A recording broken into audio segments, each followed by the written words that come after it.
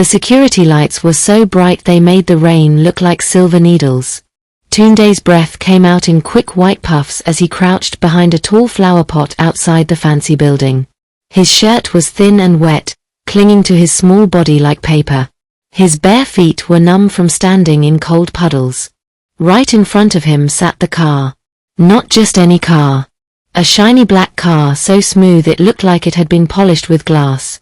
The kind of car Tunde usually only saw on billboards or in music videos.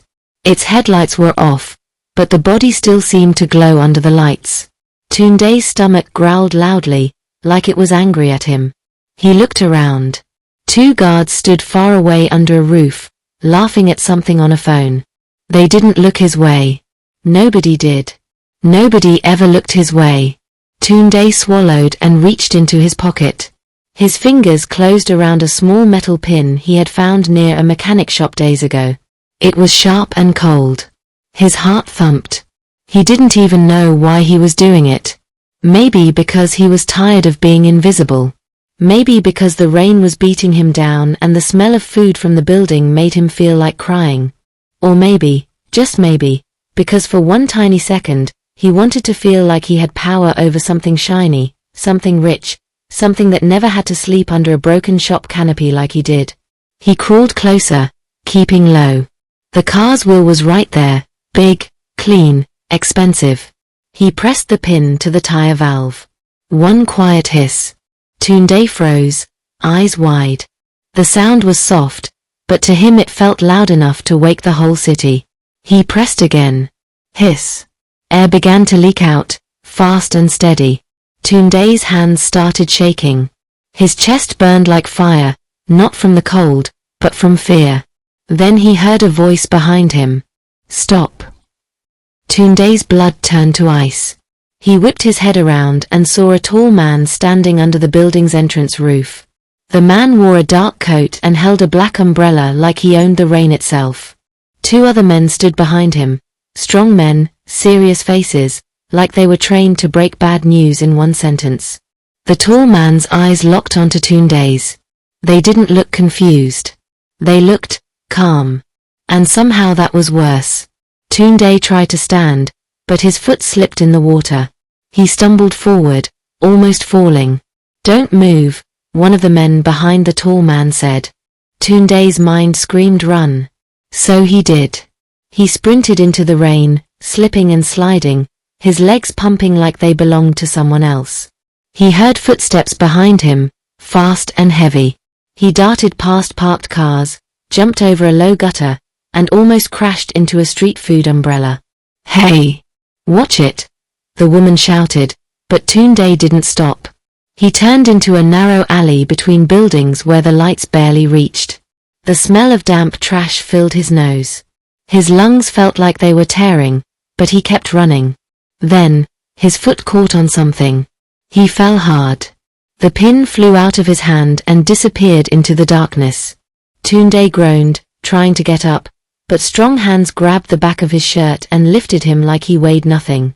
He kicked and struggled, but it was useless. The tall man stepped into the alley, rain tapping his umbrella like angry fingers. He looked down at Tunde, studying him slowly, his wet hair, his shaking lips, the dirt under his fingernails, the way he held his stomach like it hurt.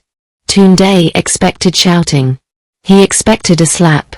He expected the police. But instead, the tall man's voice came out low and controlled. You deflated my tire, he said. Tunde's eyes filled with tears. I didn't mean. Don't lie, the man said. You meant it. Tunde swallowed hard and looked away, shame burning his face. I was hungry, he whispered, like that explained everything. The tall man didn't speak for a long moment. The alley felt too quiet except for the rain and Tunde's shaking breaths. Then the tall man asked something Tunde didn't expect. What's your name? Tunde blinked. Tunde. The tall man nodded once, as if he had just confirmed something important. And then he did something even stranger. He reached into his coat pocket and pulled out a clean white handkerchief. He leaned down and gently wiped rain from Tunde's face, like Tunde was a child that mattered. Tunde stared at him, confused and scared. The tall man's eyes narrowed slightly, like he was thinking very hard. "You're not just a street boy," he said quietly. That was not a random act. Tunde's heart thumped again. It was just a Tyre. The tall man's mouth didn't smile, but his eyes sharpened. "No," he said. "It was a message. And I want to know why you chose my car." One of the bodyguards leaned close to the tall man's ear and whispered, "Sir, the guards are coming. Should we take him to the station?" Tunde's whole body went stiff. Station? Police? His life was over. But the tall man raised a hand, stopping them. "No," he said. He looked straight at Tunde again. "Bring him tomorrow morning," he told the men behind him. "And make sure he doesn't disappear." Tunde's mouth fell open. "Tomorrow, for what?" The tall man stepped back into the rain, his umbrella covering him like a shadow. And with a voice that sounded like a door locking, he said, "Because, Tunde, I want to test you." Tunde's throat went dry. "Test me?" But the tall man was already turning away. Then he paused and added one last sentence, soft, but terrifying. "If you fail, you'll wish you never touched that Tyre." Tunde stood there trembling, rain dripping from his eyelashes, as the men tightened their grip on him. And in that moment, he finally realized something too late. That shiny black car wasn't just expensive. It belonged to a man powerful enough to change his life. Or destroy it. Tunde did not sleep that night. He lay curled on a thin piece of cardboard under the closed kiosk near the bus stop, listening to the city breathe. Cars passed. Dogs barked. Somewhere, a generator hummed like a tired insect. Every time his eyes closed, he saw the tall man's calm face and heard his words again. "I want to test you." Test him how? By sunrise, his body felt heavy, but his mind was racing. His stomach hurt from hunger. His clothes were still damp from the rain, stiff and cold against his skin. When the black SUV arrived, it did not honk. It simply stopped. Two men stepped out. The same serious faces from the night before. One of them nodded at Tunde like they were picking him up for school, not for something that could ruin his life. "Get in," the man said. Tunde hesitated. He looked around the street, the gutter, the kiosk, the place he knew. It was poor, but it was familiar. The car door was open, dark inside, like a mouth waiting to swallow him. "If I don't?" Tunde asked quietly. The man didn't raise his voice. "You will." So Tunde climbed in. The car smelled clean. Too clean. Leather seats. Cold air blowing softly. Tunde pressed his hands together so they wouldn't touch anything. He didn't want to leave dirt behind. As they drove, tall buildings rose around them. Glass towers. Security gates. People in neat clothes walking fast, holding phones like they were important. Tunde pressed his forehead to the window.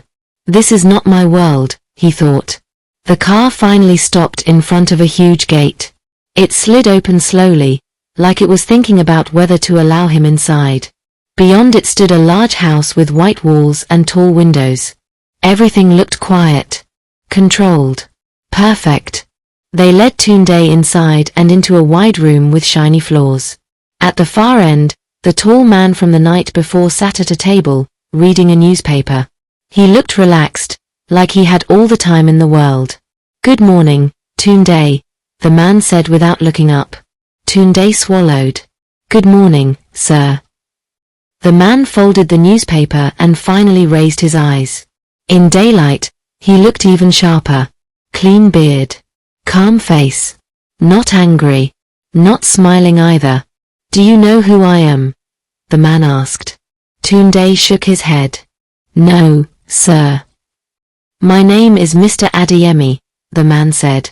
"I own the car you touched." Touched. Not damaged. Not destroyed. Tunde nodded, his heart pounding. Mr. Adeyemi leaned back in his chair. "Tell me something, Tunde. Why that car?"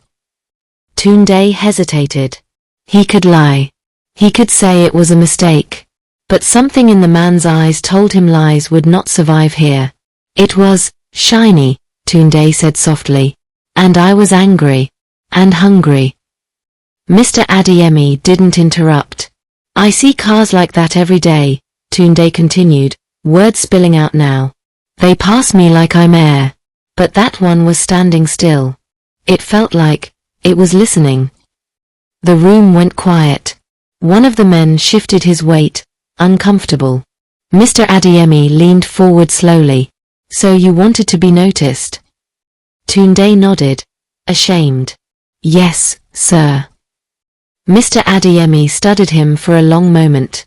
Then he stood up and walked toward a large window. He pointed outside, toward the street beyond the gate. Do you see that road? He asked. Yes, sir. Hundreds of people pass there every day, Mr. Adeyemi said.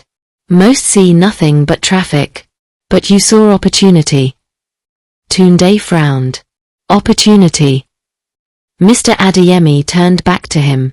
You knew deflating a tire would cause a reaction. You knew the owner would notice. You chose a place with cameras, guards, and lights. Tunde's eyes widened. I didn't think of all that. Mr. Adeyemi's lips pressed together slightly. You thought more than you know. He clapped his hands once. A woman entered with a tray of food. Rice. Chicken.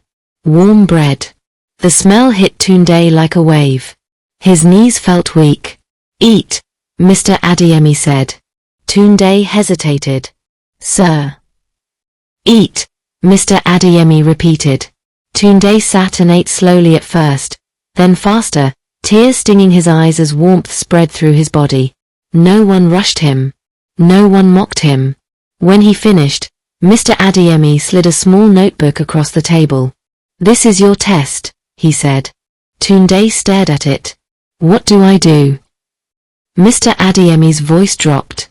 You tell me how a boy like you would turn a flat tire into a business.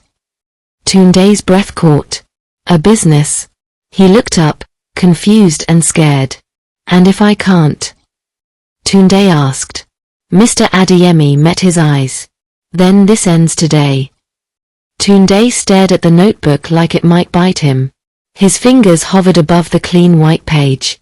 He had never owned a notebook before. Not one that didn't already have someone else's writing inside. The pen beside it felt heavy in his hand.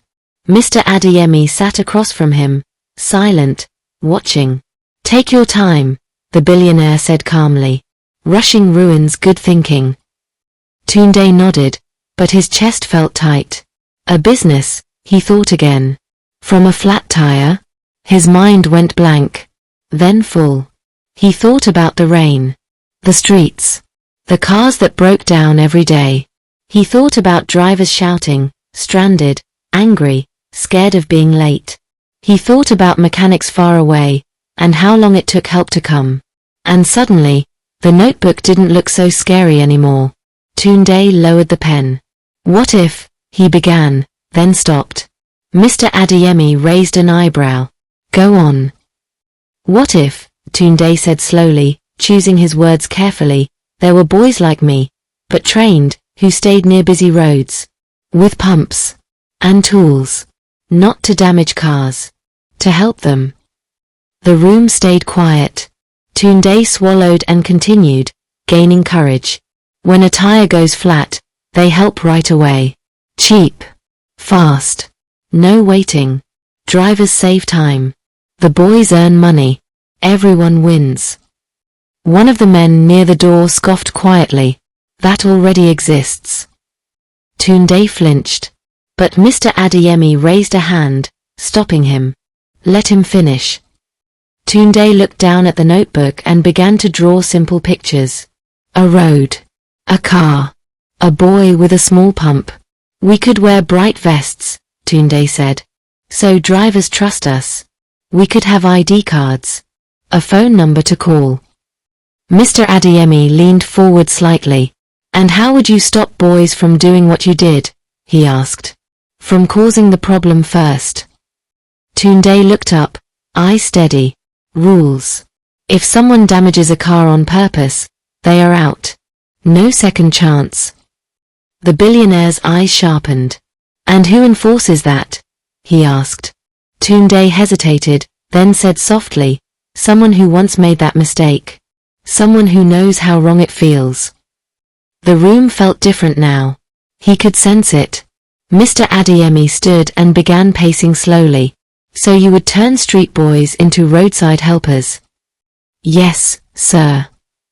And who pays for the pumps? The training? The vests?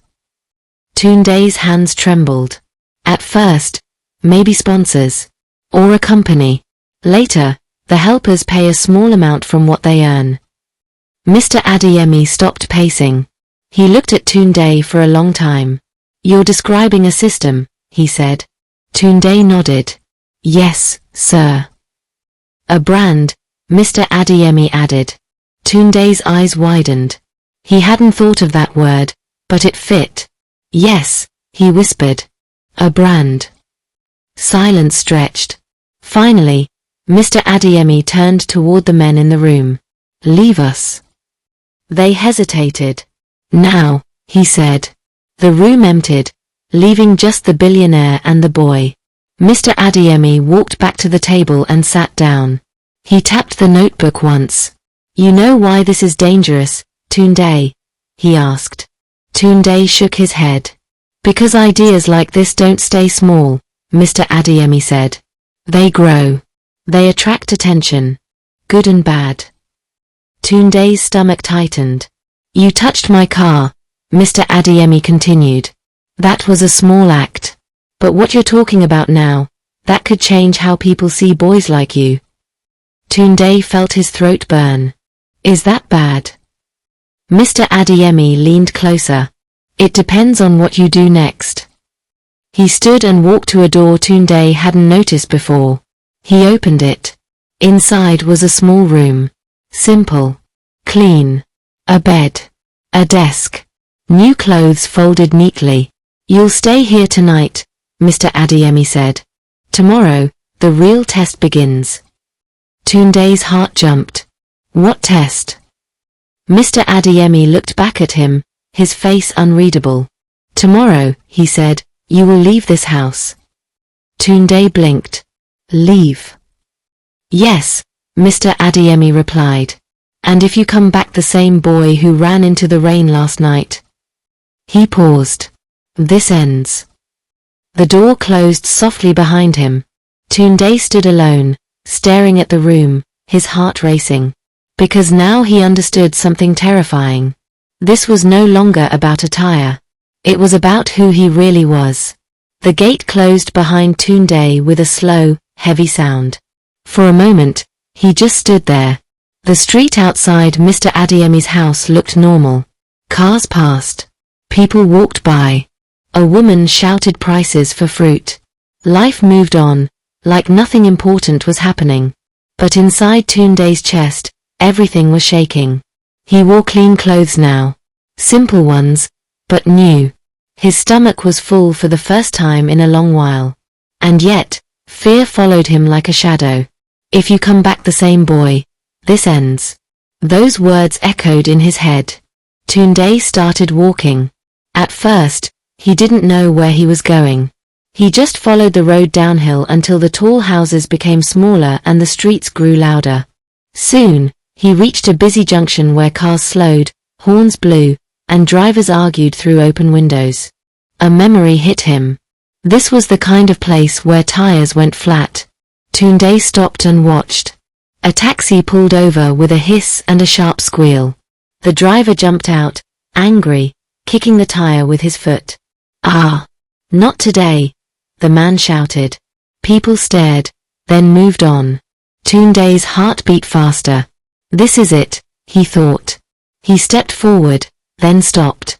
He had no pump, no vest, no tools, just his hands and his ideas. The driver noticed him. His eyes narrowed. Hey! You! Stay back. I don't want trouble. Tunde raised both hands quickly. Sir, I just want to help.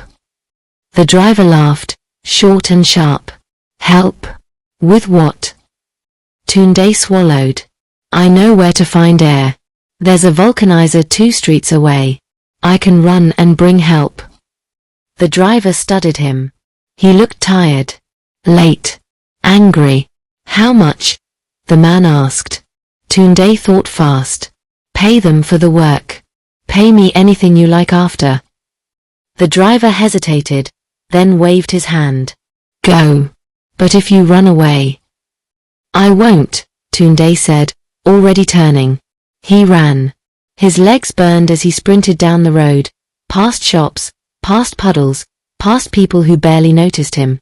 He found the small vulcanizer shack, breathless, and begged the man inside to come quickly. 10 minutes later, the tire was fixed.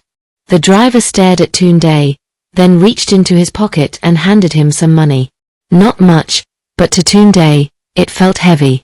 Thank you, the driver said, surprised. Tunde smiled. Something warm spread through him. The day moved on. Tunde helped another driver. Then another. Sometimes he only showed them where to go. Sometimes he pushed a car. Sometimes he just calmed someone down. Not everyone was kind. One man shouted at him to leave. Another accused him of trying to scam them. Once, a group of boys his age laughed and called him names. Look at him, one said. Acting like a hero. The old Tunde would have walked away. But this time, he stayed. By afternoon, dark clouds gathered again. Rain threatened the sky. Tunde stood under a tree, tired but proud.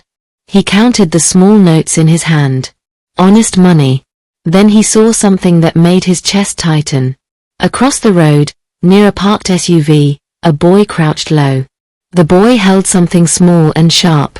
A pin. Tunde's stomach dropped. The boy glanced around, just like Tunde had done the night before. No, Tunde whispered. Without thinking, he ran. Stop. Tunde shouted. The boy froze, eyes wide.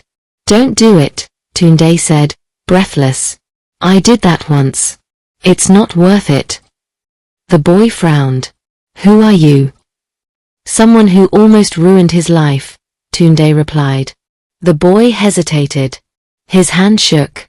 Then a car door opened nearby. A tall man stepped out, umbrella in hand. Mr. Adeyemi. Tunde's heart slammed into his chest. The billionaire watched silently, from across the road. The boy with the pin panicked and ran. Tunde stood there, rain starting to fall, staring at Mr. Adeyemi. Had he passed? Or had he just failed? Mr. Adeyemi did not wave. He did not smile. He simply turned and walked away. And Tunde realized, too late, that the test might not be over yet. The rain fell harder. Tunde stood where he was, water running down his face, unsure if it mixed with tears. Mr. Adeyemi had walked away without a word. No nod. No sign. Just silence. Maybe I failed, Tunde thought. He waited. Minutes passed. Cars splashed through puddles. The crowd thinned as people ran for cover. The junction that had been loud all day grew quiet. Then a familiar black SUV rolled back into view and stopped right in front of him. The window slid down. Tunde, Mr. Adeyemi said, calm as ever. Get in. Tunde's heart jumped into his throat. He climbed inside, soaked and shaking. They drove in silence. Not to the big house this time, but to a small building with bright lights and a sign that read Community Hall. Inside, chairs were lined up neatly. On a table sat pumps, bright vests, toolkits, and notebooks, just like the pictures Tunde had drawn. Tunde stared. Sir, what is this? Mr. Adeyemi closed his umbrella and looked at him. This is the part where stories usually end, he said. But real life does not. He gestured toward the chairs. Sit. Tunde Saturday. Mr. Adeyemi stood in front of him, hands behind his back. Yesterday, you deflated my tire. That was wrong. Tunde nodded, shame burning again. Today, Mr. Adeyemi continued, you stopped another boy from doing the same thing. That was right. Tunde's eyes widened. You saw. I see more than you think, the billionaire said. And I listen. He paced slowly. I wanted to know if your idea came from guilt, or from growth. He stopped. It came from growth. Tunde's chest felt tight. Does that mean?